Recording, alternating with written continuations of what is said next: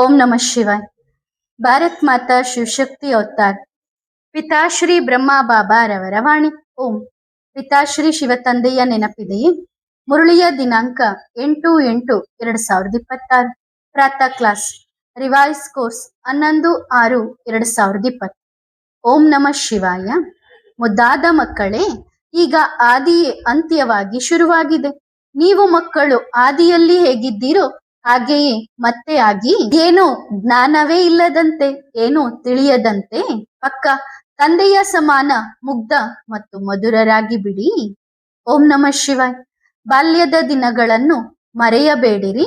ಬಾಲ್ಯದ ದಿನಗಳು ಮರಳಿ ಬಂದದ್ದು ಯಾವಾಗಲಾದರೂ ಆಗಿದೆಯೇ? ಲೌಕಿಕ ಪ್ರಪಂಚದಲ್ಲಿ ಇದು ಯಾವಾಗ ಸಂಭವಿಸಿದೆ? ಲೌಕಿಕ ಪ್ರಪಂಚದಲ್ಲಿ ಮಗು ಬೆಳೆದು ದೊಡ್ಡವನಾದ ಮೇಲೆ ವೃದ್ಧನಾದಾಗಲೂ ಮಗುವಿನಂತೆಯೇ ಆಗುತ್ತಾನೆ. ಅಂದರೆ ಸಂಸ್ಕಾರಗಳು ಮಗುವಿನಂತೆ ಆಗುತ್ತವೆ. ಮುಂದಿನ ಜನ್ಮಕ್ಕೆ ಹೋಗುವ ಮೊದಲು ಆತ್ಮದಲ್ಲಿರುವ ಸಂಸ್ಕಾರಗಳು ಇಮರ್ಜ್ ಆಗುತ್ತವೆ ಮತ್ತು ನಂತರ ಹೋಗಿ ಮಗುವಾಗುತ್ತಾನೆ. ಮುಂದಿನ ಮಗುವಿನ ಜನ್ಮವನ್ನು ಪಡೆದುಕೊಳ್ಳುತ್ತಾನೆ. ಲೌಕಿಕ ಪ್ರಪಂಚದಲ್ಲಿ ಇದೊಂದು ಬಹಳ ಒಳ್ಳೆಯ ಚಕ್ರವಾಗಿದೆ. ಮಗು ಚಿಕ್ಕದಿದ್ದಾಗ ಬಹಳ ಮುಗ್ಧವಾಗಿರುತ್ತದೆ, ಬಹಳ ಪ್ರೀತಿಯಿಂದ ಕೂಡಿರುತ್ತದೆ, ನಿರಹಂಕಾರಿಯಾಗಿರುತ್ತದೆ. ಪ್ರಪಂಚದಲ್ಲೂ ಹೇಳುತ್ತಾರೆ ಮಗು ದೈವ ಸ್ವರೂಪವೆಂದು, ಹೌದಲ್ಲವೇ?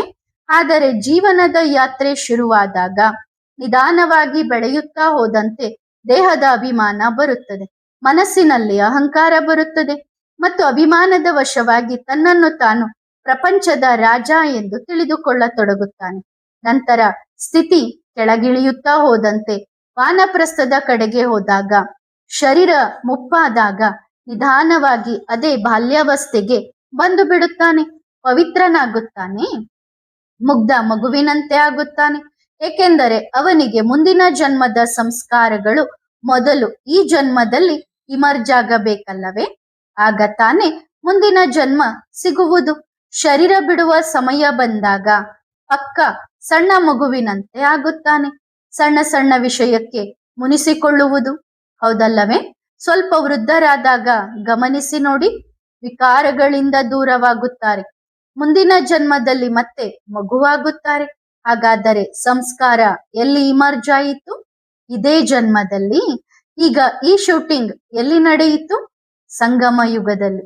ಹೇಗೆ ನಡೆಯಿತು? ಈಗ ನೋಡಿ, ಸಾಕಾರದಲ್ಲಿ ಬಹಳ ಪ್ರೀತಿಯ ಪಾಲನೆ ದೊರೆತಾಗ ಬಹಳ ಚೆನ್ನಾಗಿ ಅನಿಸಿತು. ಎಲ್ಲ ಮುಗ್ಧ ಪ್ರೀತಿಯ ಮಕ್ಕಳು ಜನ್ಮ ತಾಳಿದರು. ಆ ಸಮಯದಲ್ಲಿ ನಾವು ಇರುವವರೆಗೂ ಅಂತಹ ಪ್ರೀತಿಯ ಮಕ್ಕಳು, ಮುಗ್ಧ ಮಕ್ಕಳು, ತಂದೆಯ ಮಧುರ ಮಕ್ಕಳು, ಮಧುರ ಮಕ್ಕಳು. ನಾವು ಹೋದ ತಕ್ಷಣ ರಾಜ್ಯವು ಮಕ್ಕಳ ಕೈಗೆ ಹೋಯಿತು. ಪ್ರಗತಿಯಂತೂ ಬಹಳವಾಯಿತು, ಸೇವೆಯೂ ಬಹಳ ಬೆಳೆಯಿತು. ಆದರೆ ಸ್ಥಿತಿ ಡೋಲಾಯಮಾನವಾಗತೊಡಗಿತು, ಕೆಳಗೆ ಬೀಳತೊಡಗಿತು. ಸೇವೆ ಬೆಳೆಯಿತು, ಚೆನ್ನಾಗಿ ಆಯಿತು, ಆದರೆ ಎಷ್ಟು ತೀವ್ರಗತಿಯಲ್ಲಿ ಆಗಬೇಕಿತ್ತು, ಈಗ ಏನಾಯಿತು? ಪಕ್ಕ ಮತ್ತೆ ಎಲ್ಲಿಗೆ ಬಂದೆವು? ಆದಿಯೇ ಅಂತ್ಯದಲ್ಲಿ. ಅಂದರೆ ವಾನಪ್ರಸ್ಥಿ, ಪಕ್ಕಾ ವೃದ್ಧರು ಮತ್ತು ನಂತರ ಬಾಲ್ಯದ ದಿನಗಳು ಮತ್ತೆ ಬಂದವು ತಾನೆ? ಬಾಲ್ಯದ ದಿನಗಳು ನೆನಪಾದವೇ? ಆ ಬಾಲ್ಯದ ದಿನಗಳು ಬಂದಿವೆ. ಈಗ ಮತ್ತೆ ಬಾಲ್ಯ ಬಂದಿದೆ. ಯಾವುದು? ಅಂತ್ಯದ ಬಾಲ್ಯ ಬಂದಿದೆ. ಆದಿಯ ಬಾಲ್ಯ ಕಳೆದು ಹೋಗಿದೆ. ಆದರೆ ಈಗ ಅಂತ್ಯದ ಬಾಲ್ಯವಾಗಿದೆ, ಅಂತ್ಯದ ಸಮಯವಾಗಿದೆ. ಈಗ ಏನು ಮಾಡಬೇಕು? ಈಗ ಎಲ್ಲಿಗೆ ಹೋಗಬೇಕು? ಈಗ ಮನೆಯ ಬಾಲ್ಯ ಬಂದಿದೆ. ಅಂದರೆ ಈಗ ನಿಮ್ಮ ಸಂಸ್ಕಾರಗಳು ಮುಗ್ಧ, ಪ್ರೀತಿಯ, ಮಧುರ, ಏನೂ ಜ್ಞಾನವೇ ಇಲ್ಲದಂತೆ, ಏನೂ ತಿಳಿಯದಂತೆ ಮಧುರರಾಗಿ ಬಿಡಿ. ಹಾಗಾದರೆ ನೀವು ಮಕ್ಕಳು ಅಂತಹವರಾಗಿದ್ದೀರಾ? ನೋಡಿ, ತಂದೆಗೆ ಎಂತಹ ಮಕ್ಕಳು ಇಷ್ಟ? ಆದಿಯಲ್ಲೂ ಎಂತಹ ಮಕ್ಕಳು ಇಷ್ಟವಾಗಿದ್ದರು? ಪಕ್ಕ ಮಧುರ, ಪುಟ್ಟ ಪ್ರೀತಿಯ ಮುಗ್ಧ ಮಕ್ಕಳು. ಅಂತ್ಯದಲ್ಲೂ ಅದೇ ಮುಗ್ಧ ಮಕ್ಕಳು. ಶರೀರ ದೊಡ್ಡದಿದ್ದರೂ ಸಂಸ್ಕಾರಗಳು ಹೇಗಿರುತ್ತವೆ? ಮುಗ್ಧ. ತಂದೆಯ ಎಂತಹ ಮಕ್ಕಳು? ಮುಗ್ಧ ಮಕ್ಕಳು. ಹಾಗಾದರೆ ಈಗ ಅದೇ ಯಾವ ಬಾಲ್ಯ? ಅಂತ್ಯದ ಬಾಲ್ಯ ಬಂದಿದೆ, ವೃದ್ಧಾಪ್ಯದ ಬಾಲ್ಯ ಬಂದಿದೆ, ಮನೆಗೆ ಹೋಗುವ ಬಾಲ್ಯ ಬಂದಿದೆ, ಸತ್ಯ ಯುಗಕ್ಕೆ ಹೋಗುವ ಬಾಲ್ಯ ಬಂದಿದೆ. ಈ ಸಂಸ್ಕಾರಗಳು ಈಗ ಇಮರ್ಜ್ ಆಗುತ್ತವೆ. ಸತ್ಯಯುಗಕ್ಕೆ ಹೋಗುವ ಬಾಲ್ಯ ಬಂದಿದೆ. ಈ ಸಂಸ್ಕಾರಗಳು ಈಗ ಇಮರ್ಜ್ ಆಗುತ್ತವೆ. ಈಗ ಬಹಳ ಚೆನ್ನಾಗಿ ಅನಿಸುತ್ತದೆ, ಬಹಳ ಖುಷಿ ಸಿಗುತ್ತದೆ, ಬಹಳ ಆನಂದ ಬರುತ್ತದೆ. ನೆನಪು ಮಾಡುವುದರಲ್ಲಿ ಬಹಳ ಮಜಾ ಇರುತ್ತದೆ. ಅದಕ್ಕಾಗಿ ಏನು ಮಾಡಬೇಕು? ಬಹಳ ಪ್ರೀತಿಯಿಂದ ಕುಳಿತುಕೊಂಡು, ನನ್ನ ಬಾಬಾ, ನನ್ನ ಜೊತೆಗಾರ, ನನ್ನ ಹತ್ತಿರ ಕುಳಿತುಕೊಳ್ಳಿ, ನಿಮ್ಮನ್ನೇ ನೋಡುತ್ತಾ ಇರುತ್ತೇನೆ. ತಂದೆಯ ಮೇಲೆ ಅಷ್ಟು ಪ್ರೀತಿ ಇರಲಿ. ಪ್ರೀತಿಯಲ್ಲಿ ಕಣ್ಣುಗಳಲ್ಲಿ ನೀರು ಬರಬೇಕು. ಬಾಬನ ಮೇಲೆ ಅಷ್ಟು ಪ್ರೀತಿ ಇರಲಿ. ನನ್ನ ಬಾಬಾ, ನಾನು ನಿಮ್ಮನ್ನು ಬಹಳ ಪ್ರೀತಿಸುತ್ತೇನೆ. ನಾನು ಹೇಗಿದ್ದೇನೋ, ಮುಗ್ಧನೋ ಏನೋ, ಏನೇ ಆಗಿದ್ದರೂ ಬಾಬಾ, ನಾನು ನಿಮ್ಮವನು. ನಾನು ನಿಮ್ಮವನೇ ಆಗಿದ್ದೆ, ನಿಮ್ಮವನೇ ಆಗಿದ್ದೇನೆ, ನಿಮ್ಮವನೇ ಆಗಿರುತ್ತೇನೆ. ನಾನು ಡೋಲಾಯಮಾನವಾದರೆ ನನ್ನನ್ನು ಯಾರು ನೋಡಿಕೊಳ್ಳುತ್ತಾರೆ ಬಾಬಾ? ನೀವಿದ್ದೀರಲ್ಲ ಬಾಬಾ. ಹೀಗೆ ಕುಳಿತು ಬಾಬನ ಜೊತೆ ಮಾತನಾಡಿ. ಬಾಬಾ, ಬನ್ನಿರಿ, ನನಗೆ ಯೋಗ ಮಾಡಲು ಆಗುತ್ತಿಲ್ಲ, ಯೋಗ ಜೋಡಣೆಯಾಗುತ್ತಿಲ್ಲ, ಆದರೆ ನೀವು ನನ್ನನ್ನು ನೆನಪು ಮಾಡಿಕೊಳ್ಳಿ. ಬಾಬಾ, ನೀವು ನನ್ನ ಜೊತೆ ಯೋಗ ಮಾಡಿ. ಬಾಬಾ, ನೀವು ನನ್ನನ್ನು ನೆನಪು ಮಾಡಿಕೊಳ್ಳಿ ಅಲ್ಲವೇ? ಕುಳಿತು ಹೀಗೆಲ್ಲ ಮಾತನಾಡಿ. ವಿಷಯವಂತೂ ಒಂದೇ, ನೀವು ಬಾಬನನ್ನು ನೆನಪು ಮಾಡಿ ಅಥವಾ ಬಾಬಾ ನಿಮ್ಮನ್ನು ನೆನಪು ಮಾಡಲಿ. ಆದರೆ ನೀವು ಕುಳಿತು ಹೀಗೆ ಹೇಳಿದಾಗ, ಬಾಬಾ, ನೀವು ನನ್ನನ್ನು ಬಹಳ ಪ್ರೀತಿಯಿಂದ ನೆನಪು ಮಾಡಿರಿ. ಆಗ ಬಾಬಾ ಹೇಳುತ್ತಾರೆ, ನೋಡಿ, ಇವನು ನನ್ನ ಮಗು, ನನಗೆ ನೆನಪು ಬರುತ್ತಿಲ್ಲ, ಆದರೆ ನೀವು ನನ್ನನ್ನು ನೆನಪು ಮಾಡಿ ಎನ್ನುತ್ತಿದ್ದಾನೆ. ಹೌದಲ್ಲವೇ? ಏಕೆಂದರೆ ಅದರಲ್ಲೂ ನೆನಪಿದೆ. ಏನು ಹೇಳುತ್ತಿದ್ದಾರೆ? ಬಾಬಾ, ನೀವು ನನ್ನನ್ನು ನೆನಪು ಮಾಡಿಕೊಳ್ಳಿ. ಹಾಗಾದರೆ ಯಾರನ್ನು ನೆನಪು ಮಾಡುತ್ತಿದ್ದಾರೆ? ಬಾಬನನ್ನೇ ನೆನಪು ಮಾಡುತ್ತಿದ್ದಾರೆ ತಾನೇ. ಹಾಗಾಗಿ ನಾವು ಎಷ್ಟು ಪ್ರೀತಿಯವರಾಗಬೇಕು, ಎಷ್ಟು ಮಧುರರಾಗಬೇಕು ಎಂದರೆ ತಂದೆಯೇ ನಮ್ಮನ್ನು ನೆನಪು ಮಾಡಬೇಕು. ಎಷ್ಟು ಪ್ರೀತಿ ಎಂದರೆ ನನ್ನ ಬಾಬಾ ನನ್ನನ್ನು ನೆನಪು ಮಾಡಬೇಕು. ವಾ, ನಾನು ಸೌಭಾಗ್ಯಶಾಲಿ ಆತ್ಮ, ನನ್ನ ಭಾಗ್ಯ ಬರೆಯುವ ಭಗವಂತನೇ ನನಗೆ ಸಿಕ್ಕಿದ್ದಾರೆ. ಹಾಗಾದರೆ ನನ್ನ ಭಾಗ್ಯ ಎಷ್ಟು ಶ್ರೇಷ್ಠವಾಗಿದೆ, ನಾನು ಎಷ್ಟು ಮಹಾನಾತ್ಮ. ಹಾಗಾದರೆ ಈಗ ಏನು ಹೇಳುತ್ತೀರಿ? ಬಾಬಾ, ನೀವು ನನ್ನನ್ನು ನೋಡುತ್ತೀರಿ, ನೀವು ನನ್ನನ್ನು ಗಮನಿಸುತ್ತೀರಿ. ನಾನು ಎಲ್ಲಾದರೂ ಉಲ್ಟಾ ಪಲ್ಟಾ ನಡೆದರೆ ನನ್ನನ್ನು ಎಳೆಯಿರಿ, ನನ್ನನ್ನು ಮತ್ತೆ ಲೈನಿಗೆ ಕರೆತನ್ನಿರಿ. ನಾನು ಚಿಕ್ಕ ಮಗು ತಾನೆ ಬಾಬಾ, ನೀವು ನನ್ನ ತಂದೆ. ಹೀಗೆ ಇದು ಮುಗ್ಧ ಪ್ರೀತಿ ಮತ್ತು ಮುಗ್ಧ ತಂದೆಯ ಮುಗ್ಧ ಮಗು. ಹಾಗಾದರೆ ಈ ಬಾಬಾ ಬಹಳ ಮಧುರ ಬಾಬಾ ಅಲ್ಲವೇ? ಎಷ್ಟು ಪ್ರೀತಿಯ ಬಾಬಾ. ವಾ, ಒಳ್ಳೆಯದು. ಮತ್ತೆ ಹೇಳಿರಿ. ಮಕ್ಕಳು ಹೇಳಿದರು, ಎಲ್ಲಾ ಮಕ್ಕಳು ಬಾಬನ ಸಂದೇಶಕ್ಕಾಗಿ ಕಾಯುತ್ತಿದ್ದಾರೆ. ಸಂದೇಶ ನೋಡಿ ಮಕ್ಕಳೇ, ಸ್ಥಿತಿ ಏನಾಗುತ್ತದೆ? ಮಕ್ಕಳು ಯಾವಾಗ ಹೇಳುತ್ತಾರೆ, ಬಾಬಾ, ಈಗ ನನಗೆ ಯೋಗ ಕುದುರುತ್ತಿಲ್ಲ, ಯೋಗ ಜೋಡಣೆಯಾಗುತ್ತಿಲ್ಲ. ಆಗ ತಂದೆ ಆ ಮಕ್ಕಳಿಗೆ ಹೇಳುತ್ತಾರೆ, ಯೋಗ ಎನ್ನುವ ಪದವನ್ನೇ ತೆಗೆದು ಹಾಕಿರಿ. ಯೋಗ ಏಕೆ ಮಾಡುತ್ತೀರಿ? ಯೋಗ ಮಾಡಲು ಯಾರು ಹೇಳಿದರು? ನೀವು ನಿಮ್ಮ ಲೌಕಿಕ ಮಗುವನ್ನು ಹೇಗೆ ನೆನಪು ಮಾಡುತ್ತೀರಿ? ಯೋಗ ಎಂಬ ಪದವನ್ನು ತೆಗೆದು ಬಿಡಿ. ಕೇವಲ ನೆನಪು. ನೆನಪು ಎನ್ನುವ ಶಬ್ದ ಬಂದಾಗ ನೆನಪು ತನ್ನಷ್ಟಕ್ಕೆ ತಾನೇ ಬರುತ್ತದೆ. ನೋಡಿ, ಏನು ಮಾಡಬೇಕು? ಯಾವಾಗಲಾದರೂ ಯಾವುದೇ ಕರ್ಮ ಮಾಡುತ್ತಿದ್ದರೂ ತಂದೆಯ ನೆನಪು ತಕ್ಷಣ ಬಂದಿತು. 1 ನಿಮಿಷ ಕುಳಿತು ಬಿಡಿ, ಅಷ್ಟು ಪ್ರೀತಿಯಿಂದ ನೆನಪು ಮಾಡಿ. ಬಾಬಾ, ಬನ್ನಿ, ನನ್ನ ಜೊತೆ ಬನ್ನಿ, ಇಂತಹ ಸೇವೆ ಮಾಡಬೇಕಿದೆ, ಇಬ್ಬರೂ ಸೇರಿ ಈ ಸೇವೆ ಮಾಡೋಣ. ಯಾರಾದರೂ ತಮ್ಮ ಪಾಲುದಾರರನ್ನು ಮರೆಯುತ್ತಾರೆಯೇ? ಬಿಸ್ನೆಸ್ನಲ್ಲಾಗಲಿ ಅಥವಾ ಗೃಹಸ್ಥದಲ್ಲಾಗಲಿ, ಎಲ್ಲೇ ಇರಲಿ, ಬಿಸ್ನೆಸ್ ಇದ್ದು ಯಾರಾದರೂ ಪಾಲುದಾರರಿದ್ದರೆ ಬುದ್ಧಿಯಿಂದ ಅವನ ನೆನಪು ಹೋಗುತ್ತದೆಯೇ?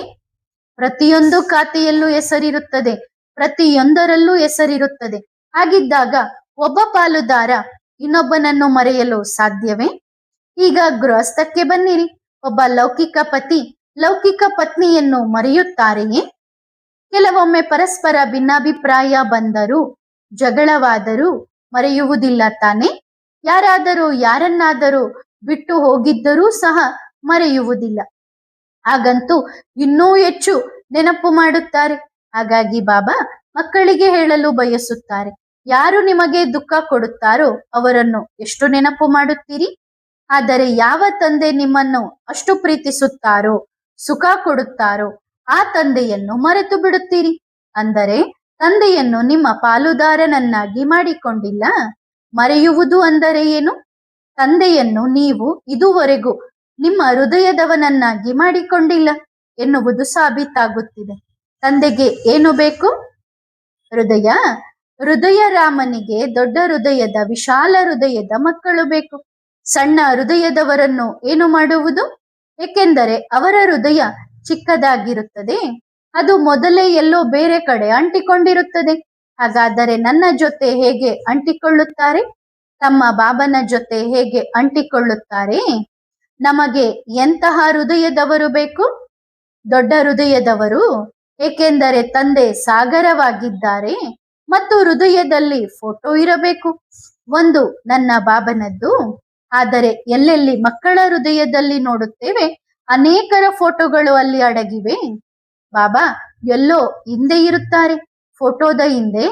ಬಾಬಾ ಎಲ್ಲರ ಹೃದಯದಲ್ಲಿ ಒಂದು ಸುತ್ತು ಹಾಕುತ್ತಾರೆ, ನೋಡುತ್ತಾರೆ. ಮಕ್ಕಳು ಬಾಯಿಂದ ಬಾಬಾ ಬಾಬಾ ಎನ್ನುತ್ತಾರೆ ಮತ್ತು ಹೃದಯದಲ್ಲಿ ಬೇರೆ ಯಾರನ್ನೋ ಕೂರಿಸಿಕೊಂಡಿದ್ದಾರೆ. ಇದೇ ತಾನೆ? ಎಲ್ಲವನ್ನೂ ಬಾಬಾ ನೋಡುತ್ತಿದ್ದಾರೆ.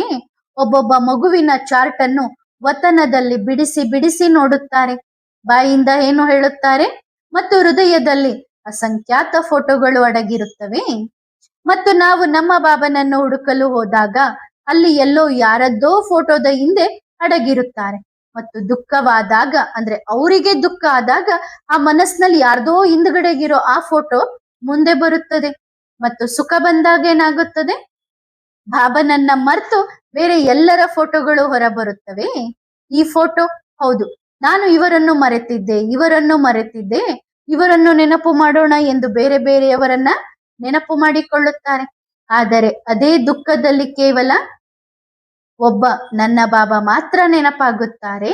ಆದರೆ ತಂದೆ ಆದರೂ ಏನು ಹೇಳುತ್ತಾರೆ? ಮಕ್ಕಳು ಸುಖವಾಗಿರಲಿ, ಸಮೃದ್ಧವಾಗಿರಲಿ, ಶಾಂತವಾಗಿರಲಿ, ಪ್ರೀತಿಯಿಂದ ಇರಲಿ. ಬಾಬಾ ಸುಖವಂತೂ ಕೊಟ್ಟೆ ಕೊಡುತ್ತಾರೆ. ಅದರ ನಂತರವೂ ಬಾಬಾ ಇದನ್ನೇ ಹೇಳುತ್ತಾರೆ, ಮಕ್ಕಳು ಸುಖವಾಗಿರಲಿ, ನಿರೋಗಿಯಾಗಿರಲಿ. ಏಕೆಂದರೆ ತಂದೆಯಲ್ಲವೇ? ತಂದೆ ಎಂದಾದರೂ ಸ್ವಾರ್ಥಿಯಾಗಲು ಸಾಧ್ಯವೇ? ಮಕ್ಕಳು ಆಗಬಹುದು, ತಂದೆ ಎಂದಾದರೂ ಆಗುತ್ತಾರೆಯೇ? ತಂದೆ ನೋಡಿ, ಲೌಕಿಕ ಪ್ರಪಂಚದಲ್ಲೂ ಒಂದು ಮಗು ತನ್ನ ತಂದೆಯ ಹತ್ತಿರ ಯಾವಾಗ ಹೋಗುತ್ತದೆ? ಯಾವಾಗ 1-2 ಆಣೆದ್ದು ಬೇಕಾಗಿರುತ್ತದೋ, ಅಂದ್ರೆ ಹಣ ಬೇಕಾಗಿರುತ್ತದೋ ಆಗ. ನಮ್ಮ ಕಾಲದಲ್ಲಿ ಆಣೆ ನಡೆಯುತ್ತಿತ್ತು. 1 ಆಣೆ, 2 ಆಣೆ, 1 ಪೈಸೆ, 2 ಪೈಸೆ.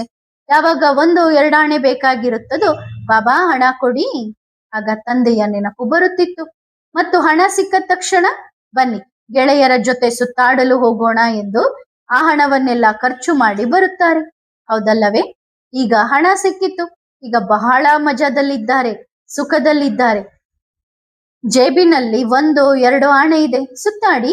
ಖರ್ಚಾದ ಮೇಲೆ ಬಾಬಾ ಖಾಲಿ ಆಯಿತು, ಮುಗಿದು ಹೋಯಿತು, ಕೊಡಿ ಅಲ್ಲವೇ?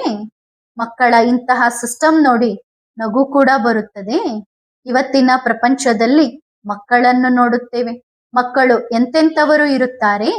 ಈ ಇಡೀ ವಿಶ್ವದಲ್ಲಿ ಒಬ್ಬ ನಮ್ಮ ತಂದೆ ಮಾತ್ರ ಯಾವುದೇ ಸ್ವಾರ್ಥವಿಲ್ಲದೆ ಮಕ್ಕಳನ್ನು ನೆನಪು ಮಾಡುತ್ತಾರೆ ಮತ್ತು ಆಸ್ತಿಯನ್ನು ಕೊಡುತ್ತಾರೆ. ಇಲ್ಲದಿದ್ದರೆ ನೀವು ಎಲ್ಲರನ್ನೂ ನೋಡಿ, ಅವರಿಗೇನು ಬೇಕು? ದೇವಸ್ಥಾನಕ್ಕೆ ಹೋದರೂ ಏನು ಹೇಳುತ್ತಾರೆ? ಭಗವಂತ ಇಷ್ಟನ್ನು ಕೊಡು, ದೊಡ್ಡ ಗಾಡಿ ಕೊಡು, ಸ್ವಲ್ಪ ಹಣ ಕೊಡು, ಸ್ವಲ್ಪ ಸಂಪತ್ತು ಕೊಡು. ಪ್ರೀತಿಯಂತೂ ಮಾಡುವುದಿಲ್ಲ. ಯಾರಾದರೂ ಇವತ್ತಿನವರೆಗೂ ಹೇಳಿದ್ದಾರೆಯೇ, ಬಾಬಾ ನನಗೆ ಕೇವಲ ನೀವು ಬೇಕು ಮತ್ತು ನನಗೆ ಬೇರೇನೂ ಬೇಡ ಎಂದು?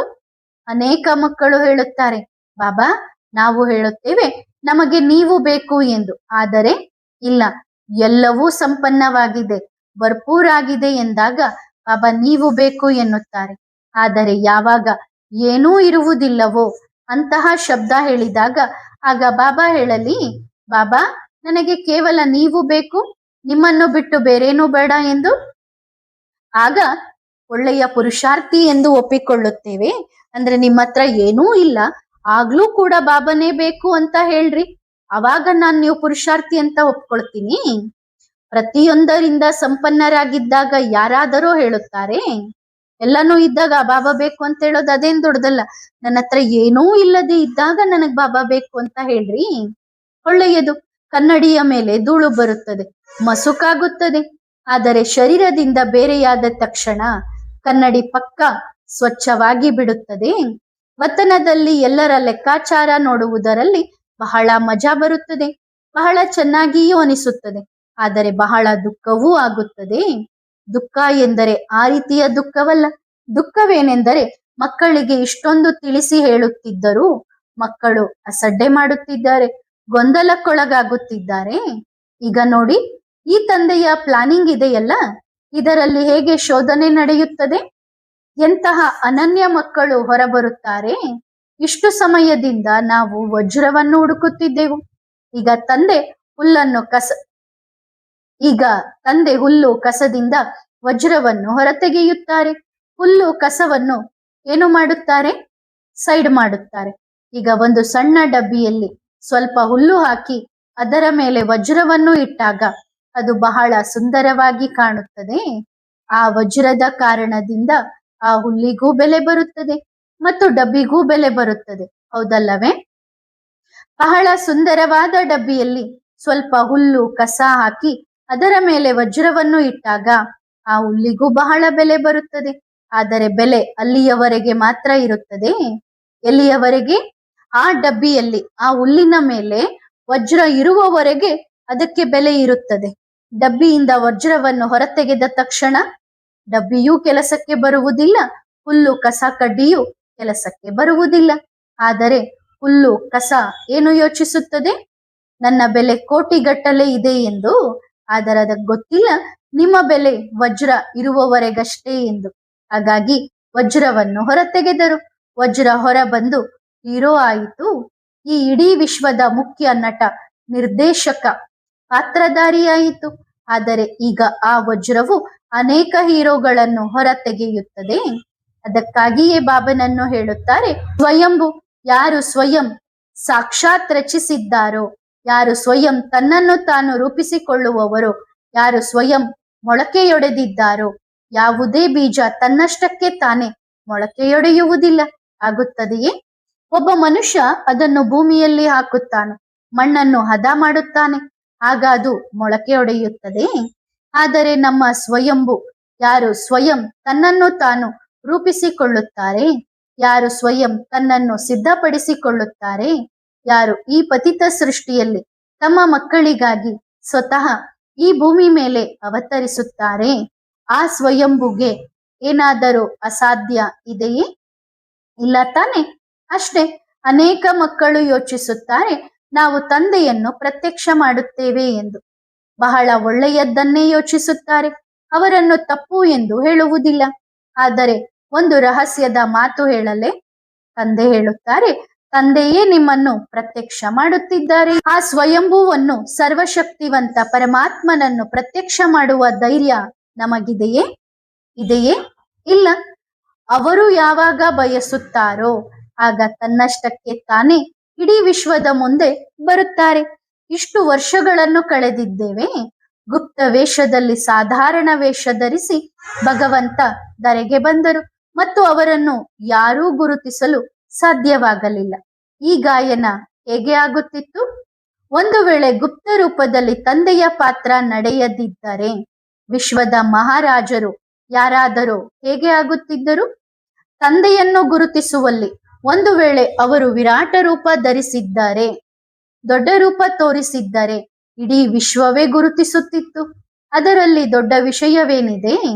ದೊಡ್ಡ ವಿಷಯವೆಂದರೆ ಪಕ್ಕ ಸಾಧಾರಣ ದೇಹದಲ್ಲಿ ತಂದೆಯನ್ನು ಗುರುತಿಸುವುದು.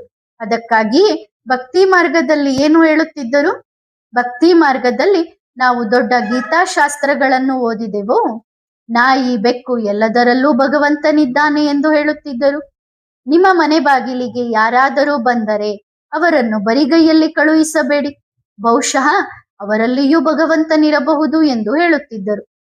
ಎಷ್ಟು ಗೊಂದಲದಲ್ಲಿ ಹಾಕಿದರೆಂದರೆ ಭಗವಂತ ಯಾವ ರೂಪದಲ್ಲಾದರೂ ಬರಬಹುದು ಎಂದು. ಅದಕ್ಕಾಗಿಯೇ ಭಗವಂತ ಸರ್ವವ್ಯಾಪಿ ಎಂದು ಹೇಳಲು ಶುರು ಮಾಡಿದರು ಮತ್ತು ಎಲ್ಲದರಲ್ಲೂ ಭಗವಂತನನ್ನು ನೋಡಲು ಶುರು ಮಾಡಿದರು. ಯಾವ ರೂಪದಲ್ಲಾದರೂ ಭಗವಂತ ಬರಬಹುದು. ಶೂಟಿಂಗ್ ಸಂಗಮ ಯುಗದಲ್ಲೇ ಆಯಿತು, ಏಕೆಂದರೆ ತಂದೆ ಪಕ್ಕ ಸಾಧಾರಣ ತನುವನ್ನು ತೆಗೆದುಕೊಂಡರು. ತಂದೆ ಹೇಳಿದರು, ತಂದೆ ಮಕ್ಕಳಿಂದ ಸೇವೆ ಮಾಡಿಸಬಹುದು, ತಂದೆ ಮಕ್ಕಳ ಮೂಲಕ ಬಂದು ಮಾತನಾಡಬಹುದು, ಬಾಬಾ ಬಂದು ಮಾತನಾಡಿಸಬಹುದು. ಆದರೆ ಅದರ ಅರ್ಥವನ್ನು ಸರ್ವವ್ಯಾಪಿಯ ರೂಪದಲ್ಲಿ ತೆಗೆದುಕೊಂಡರು. ಎಲ್ಲದರಲ್ಲೂ ನೀನೇ ನೀನು. ಅದಕ್ಕಾಗಿಯೇ ಎಲ್ಲದರಲ್ಲೂ ಭಗವಂತನನ್ನು ನೋಡಲು ಶುರು ಮಾಡಿದರು. ಪ್ರಕೃತಿಯನ್ನು ಪರಮಾತ್ಮನೇ ತನ್ನ ಪ್ರೀತಿಯ ಮಧುರ ಬಾಬನೇ ರಚಿಸಿದ್ದಾರೆ. ಅವರು ರಚಯಿತ, ಆದರೆ ಎಲ್ಲದರಲ್ಲೂ ಅವರಿದ್ದಾರೆ ಎಂದಲ್ಲ. ಒಂದು ಸೂರ್ಯ ಪ್ರತಿದಿನ ಹುಟ್ಟುತ್ತಾನೆ, ತನ್ನ ಕೆಲಸ ಮಾಡುತ್ತಾನೆ, ತನ್ನೆಲ್ಲ ಬೆಳಕನ್ನು 4 ಕಡೆ ಹರಡುತ್ತಾನೆ ಮತ್ತು ಸಂಜೆಯಾಗುವಷ್ಟರಲ್ಲಿ ಎಲ್ಲವನ್ನೂ ಹಿಂತೆಗೆದುಕೊಳ್ಳುತ್ತಾನೆ. ಇವು ಈ ಭೂಮಿಯ ಮಂಟಪಗಳು, ದೀಪಗಳು. ಇವು ಈ ವಿಶ್ವದಲ್ಲಿ ಈ ಪ್ರಕೃತಿಯ ಶರೀರವನ್ನು ನಡೆಸಲು ನಿಮಿತ್ತವಾಗುತ್ತವೆ. ಈಗ ಸೂರ್ಯನ ಕಿರಣ ಬೇರೆ ಮತ್ತು ಸೂರ್ಯ ಬೇರೆ.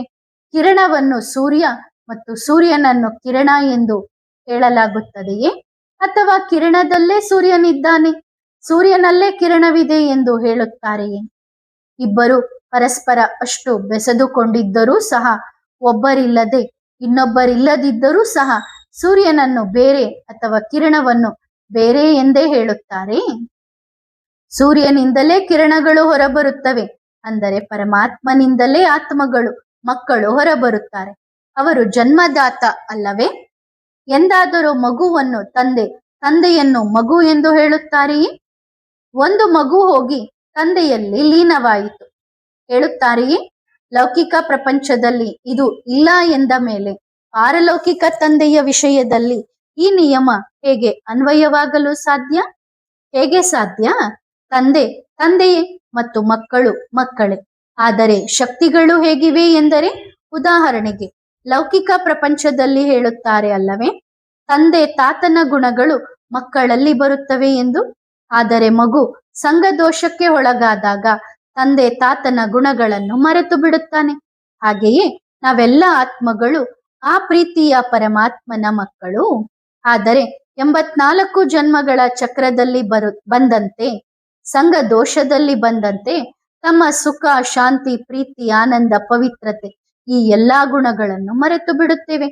ವಜ್ರದ ಮೇಲೆ ಮಣ್ಣು ಕುಳಿತರೆ ಮಣ್ಣು ಕಾಣುತ್ತದೆಯೇ ಹೊರತು ವಜ್ರ ಕಾಣುವುದಿಲ್ಲ ಅಲ್ಲವೇ? ಆದರೆ ವಾಸ್ತವವಾಗಿ ನೋಡಿದರೆ ಅದು ವಜ್ರವೇ. ಮಣ್ಣು ಸ್ವಚ್ಛವಾದ ತಕ್ಷಣ ವಜ್ರದ ಹೊಳಪು ಬಹಳ ಚೆನ್ನಾಗಿ ಆಗುತ್ತದೆ. ಹಾಗೆಯೇ ನಮ್ಮ ಮಧುರ ಬಾಬಾ ಪ್ರೀತಿಯ ಬಾಬಾ ಕೂಡ ಹೌದು, ದಾದಾ ಕೂಡ ಹೌದು. ಸುಖದ ಸಾಗರ, ಪ್ರೇಮ ಸಾಗರ, ಆನಂದ ಸಾಗರ, ಪವಿತ್ರತೆಯ ಸಾಗರ, ಶಾಂತಿಯ ಸಾಗರವಾಗಿದ್ದಾರೆ, ಸರ್ವಗುಣಗಳ ಸಾಗರವಾಗಿದ್ದಾರೆ. ಮತ್ತು ನಾವು ಏನಾಗಿದ್ದೇವೆ? ಸ್ವರೂಪವಾಗಿದ್ದೇವೆ. ಈಗ ನಮ್ಮಲ್ಲಿ ಬಂದಿರುವ ಈ ಕೆಟ್ಟತನಗಳು ಅವಗುಣಗಳಾಗಿವೆ, ಅಂದ್ರೆ ಕೆಟ್ಟ ಗುಣಗಳು ಅವಗುಣಗಳಾಗಿವೆ. ಸಂಘ ದೋಷದಲ್ಲಿ ಬಂದು ಎಲ್ಲಾ ಮಕ್ಕಳು ತಮ್ಮ ಸ್ವರೂಪವನ್ನು ಮರೆತಿದ್ದಾರೆ, ತಮ್ಮ ಗುಣಗಳನ್ನು ಮರೆತಿದ್ದಾರೆ.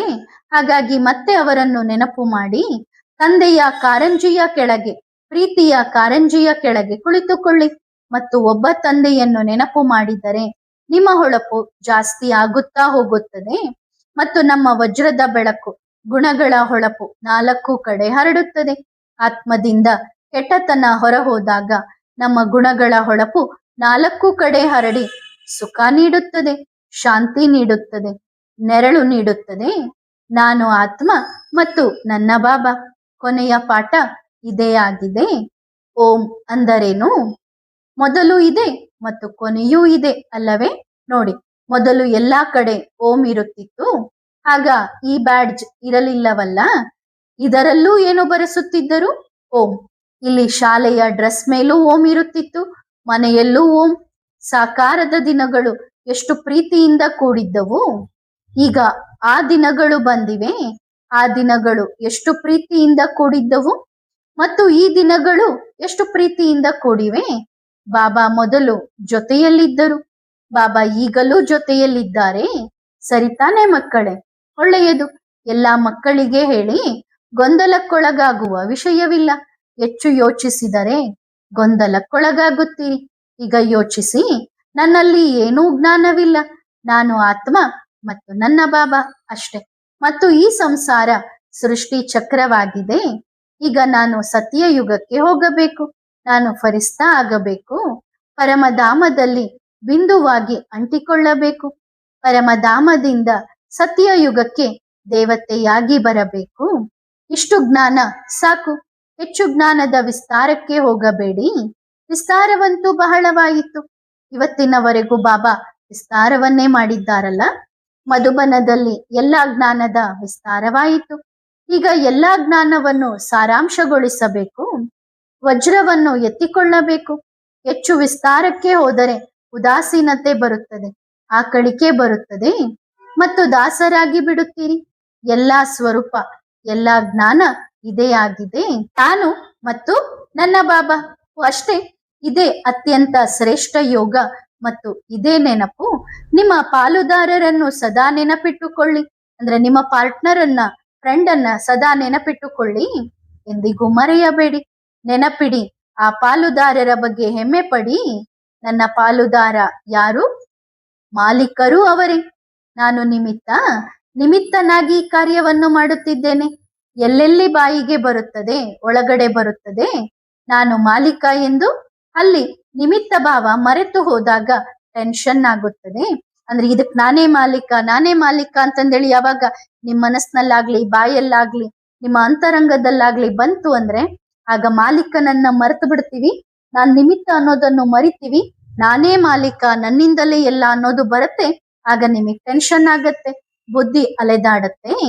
ಬಾಬಾ ತಮ್ಮ ಮಕ್ಕಳ ಎಲ್ಲರ ಚಾರ್ಟ್ ಅನ್ನು ವತನದಲ್ಲಿ ಬಿಡಿಸಿ ಬಿಡಿಸಿ ನೋಡುತ್ತಾರೆ. ಕೆಲವು ಮಕ್ಕಳು ಚಾರ್ಟ್ ಕೊಡುವುದಿಲ್ಲ. ಸರಿ, ಕೊಡದಿದ್ದರೆ ಬೇಡ, ಆದರೂ ತಂದೆ ತೆಗೆದುಕೊಳ್ಳುತ್ತಾರೆ. ಎಲ್ಲಾ ಮಕ್ಕಳು ತಮ್ಮ ತಮ್ಮ ಚಾರ್ಟ್ ಕೊಡಿ. ಸೂಕ್ಷ್ಮ ವಿಷಯಗಳನ್ನು ಚೆಕ್ ಮಾಡಿ. ಬಾಯಲ್ಲಿ ಒಂದು, ಹೃದಯದಲ್ಲಿ ಇನ್ನೊಂದು ಇಲ್ಲ ತಾನೆ? ಒಳಗೂ ಹೊರಗೂ ಒಬ್ಬ ತಂದೆ ಬೇಕು ಅಷ್ಟೇ. ಸರಿ ತಾನೆ ಮಕ್ಕಳೇ? ಯಾರ ಬಗ್ಗೆಯೂ ಏನನ್ನೂ ಯೋಚಿಸಬೇಡಿ. ಕೇವಲ ಇದನ್ನು ಯೋಚಿಸಿ, ಇವರನ್ನು ಆರಿಸಿದವರು ಯಾರು ಮತ್ತು ನನ್ನ ಬಾಬನ ಆಯ್ಕೆಯಲ್ಲಿ ಎಂದಿಗೂ ತಪ್ಪಾಗಲು ಸಾಧ್ಯವಿಲ್ಲ. ಅದಕ್ಕಾಗಿ ನಿಮ್ಮ ಬಗ್ಗೆಯೂ ಹೆಮ್ಮೆ ಪಡಿ. ಮತ್ತು ತಂದೆ ಏನು ಹೇಳಿದ್ದಾರೆ? ಇವರು ನನ್ನ ಪ್ರೀತಿಯ ಮಗು, ಹಾಗಾಗಿ ಒಬ್ಬರನ್ನೊಬ್ಬರು ತಿದ್ದುವುದನ್ನು ಬಿಟ್ಟು ಬಿಡಿ. ನಿಮ್ಮನ್ನು ನೀವು ತಿದ್ದಿಕೊಳ್ಳಿ. ಸರಿತಾನೆ ಮಕ್ಕಳೇ? ಮತ್ತೆ ಭೇಟಿಯಾಗೋಣ. ಎಲ್ಲಾ ಮಕ್ಕಳಿಗೆ ನೆನಪು ಪ್ರೀತಿಯನ್ನು ನೀಡಿ. ಬಾಬನ ನೆನಪು ಪ್ರೀತಿಗಳು ಬಾಬನ ಕಡೆಯಿಂದ, ನನ್ನ ಮಧುರ ಪರಮಧಾಮವಾಸಿ ಮಧುಬನವಾಸಿ ಬಾಬನ ಕಡೆಯಿಂದ ನೆನಪು ಪ್ರೀತಿಗಳು. ಇಂತಹ ಮಧುರ ಬಾಬನಿಂದ ಎಲ್ಲಾ ಮಕ್ಕಳಿಗೆ ಮಧುರಾತಿ ಮಧುರ ನೆನಪು ಪ್ರೀತಿಗಳು. ಮಧುರ ಗುಡ್ ಮಾರ್ನಿಂಗ್ ಮತ್ತು ಮಧುರಾತಿ ಮಧುರ ನಮಸ್ತೆ. ಮತ್ತು ಸತ್ಯಯುಗದ ದೊಡ್ಡ ಹಸಿರು ಬರುತ್ತಿದೆ. ಈಗ ಹೋಗುತ್ತೇವೆ. ಬಹಳ ಮಜಾ ಇರುತ್ತದೆ. ಖುಷಿಯಾಗಿರಿ. ಮತ್ತೆ ಭೇಟಿಯಾಗೋಣ. ಒಳ್ಳೆಯದು. ಆತ್ಮಿಕ ಮಕ್ಕಳು ಆತ್ಮಿಕ ಮಾತ್ ಪಿತಾ ಬಾಪ್ ದಾದಾರವರಿಗೆ ಮಾಡುವ ನೆನಪು ಪ್ರೀತಿ ಮತ್ತು ನಮಸ್ತೆ. ಧನ್ಯವಾದ ಬಾಬಾ. ಶುಕ್ರಿಯಾ. ವರದಾನ ನಂಬರ್ 1 ಲಕ್ಷಧಾರಿ ಭವ. ಅಂದ್ರೆ ನಂಬರ್ 1 ಗುರಿಯುಳ್ಳವರಾಗಿರಿ. ನೀವು ಮಕ್ಕಳು ಪ್ರತಿಯೊಬ್ಬರು ಸದಾ 108ರ ಮಾಲೆಯಲ್ಲಿ ಬರುವ ಗುರಿಯನ್ನು ಇಟ್ಟುಕೊಳ್ಳಿ. ಗುರಿ ಶ್ರೇಷ್ಠವಾಗಿದ್ದರೆ ಲಕ್ಷಣಗಳು ಕೂಡ ಆಟೋಮೆಟಿಕಲಿ ಬರುತ್ತವೆ. 16,000ದ ಗುರಿಯನ್ನು ಎಂದಿಗೂ ಇಟ್ಟುಕೊಳ್ಳಬೇಡಿ. ಸದಾ ನಂಬರ್ 1 ಅಲ್ಲಿ ಬರುವ ಪುರುಷಾರ್ಥ ಮತ್ತು ನಂಬರ್ 1ನ ಗುರಿಯನ್ನು ಇಟ್ಟುಕೊಳ್ಳಿರಿ. ಒಳ್ಳೆಯದು. ಓಂ ನಮಃ ಶಿವಾಯ.